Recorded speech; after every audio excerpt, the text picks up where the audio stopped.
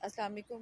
मैं शाज़िया नज़र हूँ और मैं बहरिया टाउन की रेजिडेंस हूँ। जैसा कि आप देख सकते हैं, मैं टावर 2 में रहती हूँ। ये इम्पोर्टेंट एक मैसेज है मेरा मलिक रियाज साहब के लिए और अली रियाज साहब के लिए।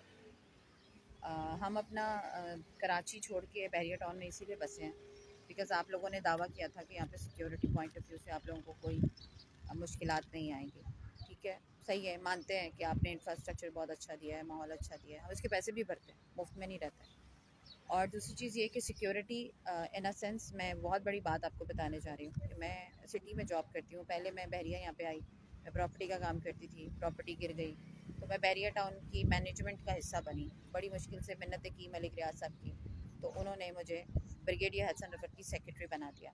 लेकिन वहाँ पे मुजीबा हैदर की वजह से जो है मुझे निकाल दिया गया और ब्रिगेडियर हसन रफ़ी ने मुझे बहुत गालियाँ दी अपने ऑफिस के अंदर ड्यूरिंग द ऑफिस आवर। ठीक है जी, सैटरडे था वो।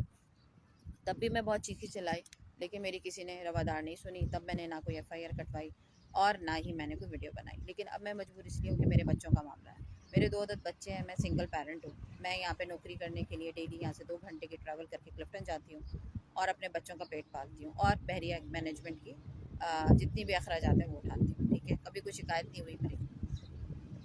सीन ये है कि जब आप प्रॉपर्टी का काम करते हैं तो लेन देन हर किसी के साथ होती है। तो इसी तरह के एक यूएसए के क्लाइंट थे जिनकी आउट ऑफ बाउंड्री की फाइल थी, तो उसका एक काम किया था तो उसके कुछ पैसे अटके थे। ऐसा नहीं है कि मैं भागी हूँ या मैंने क्या नाम है उसका, पैसे जो हैं वो किसी के रखे हैं। मसला ये है कि वो पैसे किसी और को उन्होंने दिए थे और बस मेरा हवाला कराया था, जिसकी वजह से मैं फंस गई। बहरहाल ये एक अलग सिनेरियो है, इस पर एफआईआर कटवाऊंगी अभी मैं जाके। बात ये है, मैं मैनेजमेंट की बात करती हूँ कि मैं यहाँ पे क्यों रह रही हूँ। मैं यहाँ पे इसलिए रह रही हूँ कि मैं रात को 8-9 बजते हैं तो मुझे ये होता है कि मेरे घर में कोई एंटर ना हो जाए। मेरे बच्चे अकेले हैं, मेरी एक बेटी है 12-13 साल की, मेरा बेटा है 15 साल का। और मैं इस वजह से यहाँ पे रहती थी कि यार मैं अगर आती हूँ तो नीचे रिसेप्शन है, कोई मसला नहीं है। लेकिन यहाँ पे मुसलसल 2-3 महीने से कुछ ना कुछ एक्टिविटीज़ हो रही हैं। यहाँ पे कुछ हिंदी इन्होंने बसाए हुए हैं जो लड़कियों को हरास करते हैं। मेरे अलावा भी बहुत सारे पेरेंट्स की यहाँ पे कंप्लेन है, लेकिन कोई सुनवाई नहीं है। ये बड़े मज़े से कह देते हैं फैसिलिटी डिपार्टमेंट में आओ और आके हमारी कंप्लेन दर्ज करो। वहाँ जाओ तो वो लोग कहते हैं तुम लोग तो बगैरत हो, तुम लोगों के बच्चों के साथ इतना हो गया, तुम लोगों ने एफआईआर नहीं कटवाई। तो भाई अगर एफआईआर कटवानी है तो फैसिलिटी डिपार्टमेंट को ताला लगाओ। रियाज साहब, मलिक रियाज साहब और अली रियाज साहब, ताला लगा दें फैसिलिटी डिपार्टमेंट को।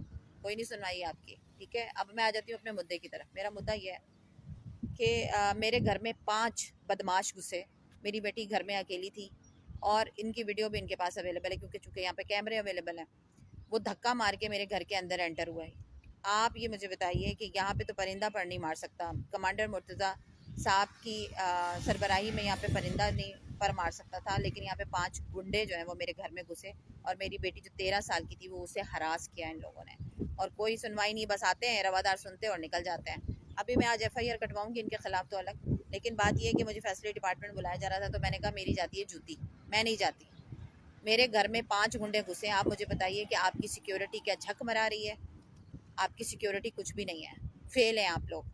आप लोग, एक बच्ची जो घर में अकेली थी, मेरी बेटी, खुदा ना खास्ता कुछ हो जाता तो आप लोगों ने तो सिर्फ किस्से सुना देने थे। ज़िंदगी मेरी और मेरी बेटी की ख़राब होनी थी, सारी ज़िंदगी का रोग था। तो मलिक रियाज साहब ताला लगा दीजिए, आप फेल हो गए हैं, सिक्योरिटी नहीं दे सकते आप। ठीक है, फेल हो गए हैं आप, खुदारा इसको बंद कर दें। और प्लीज़ जो जो मेरी आवाज़ सुन रहा है मेरी आवाज़ बने और इनको हिला के रख दें, क्योंकि ये आपके भी बच्चों के साथ हो सकता है जिस तरह ये मेरी बेटी के साथ हुआ है। अल्लाह हाफ़िज़।